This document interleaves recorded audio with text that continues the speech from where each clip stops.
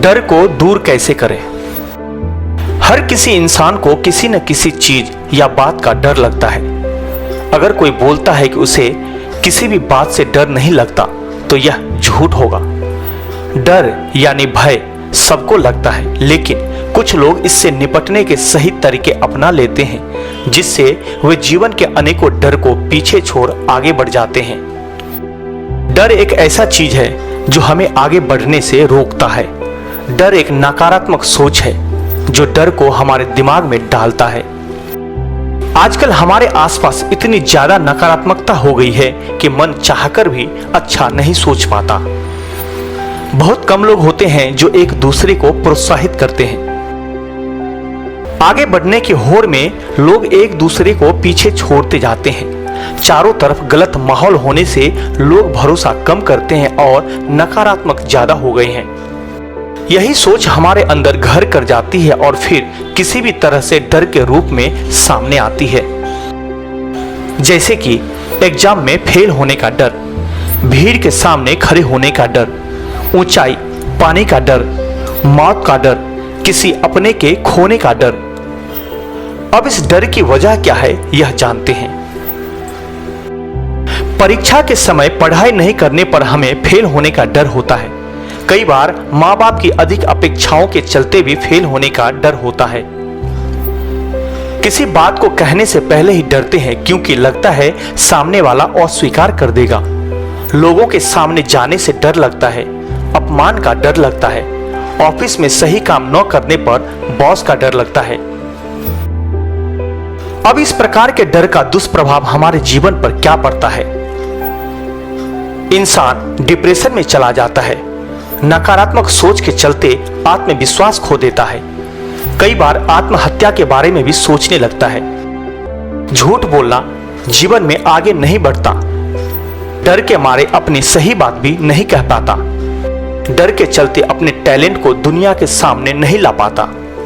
भीड़ का हिस्सा बन जाता है।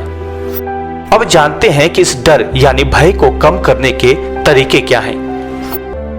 सकारात्मक पॉजिटिव सोच बनाएं। डर तभी लगता है जब हम अपने मन में पुरानी चलती आ रही बातों पर विश्वास कर लेते हैं। हमको यही लगता है कि बस यही सच है, इसके अलावा कुछ हो नहीं सकता।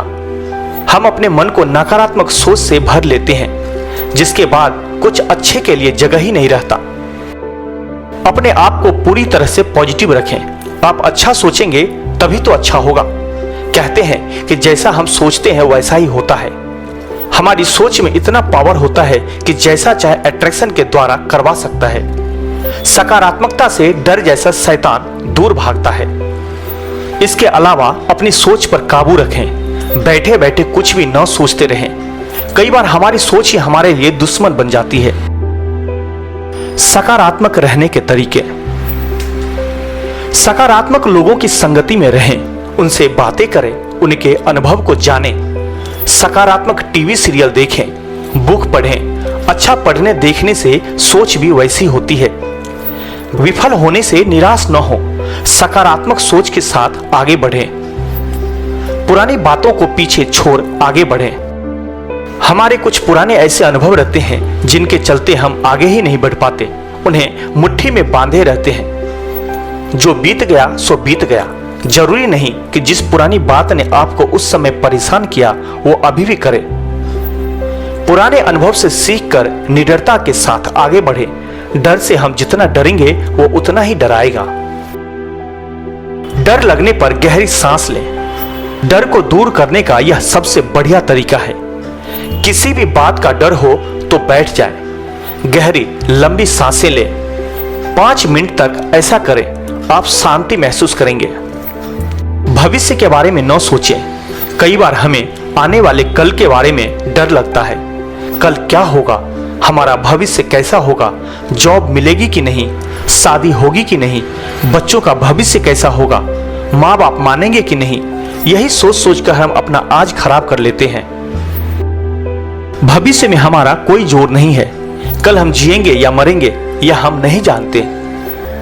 ईश्वर कहते हैं हम चिंता करके अपनी जिंदगी में एक भी दिन अधिक नहीं जोड़ सकते। इतना छोटा सा काम भी अगर हम नहीं कर सकते तो चिंता किस बात की। कल अपनी चिंता खुद करेगा। आज के लिए आज की बात। वर्तमान में जिए, भविष्य के बारे में सोचने से हमारा आज भी खराब हो जाता है। आत्मविश्वासी बने। दूसरों पर भरोसा रखना अच्छी बात है, लेकिन आज की दुनिया में हमें इस बात की इजाजत नहीं देती है। सबसे पहले ईश्वर पर भरोसा रखें। याद रहे, प्रभु हमारे लिए हैं, वो हमारे साथ हैं। उन पर विश्वास करने वालों को वो कभी हताश नहीं करते हैं। इसके बाद अपने आप पर विश्वास रखें। आत्मविश्वासी लोग ही दुनिया में आगे बढ़ते हैं। दूसरों पर निर्भर न रहें, अपने दम पर काम करें और अपने सपनों को पूरा करें। डर पर जीत पाएं। जिस चीज या जिस बात से आपको डर लगता है उसकी लिस्ट बनाएं। अधिक डर वाले काम को सबसे ऊपर रखें और इसे कैसे पूरा करना है इसके बारे में सोचें। जैसे जैसे ये काम होते जाएंगे आपका डर खत्म होते जाएगा। आप अपनी कमजोरियां और ताकतों की भी लिस्ट बनाएं। आपसे बेहतर कोई और नहीं जानता कि आपकी कमजोरी या आपकी ताकत क्या है। कई बार हम खुद इस दिशा में नहीं सोचते हैं। आप अगर अपने विषय में यह सब जानेंगे तो आप उस तरह की किसी स्थिति में बेहतर तरीके से अपने आप को निकाल पाएंगे।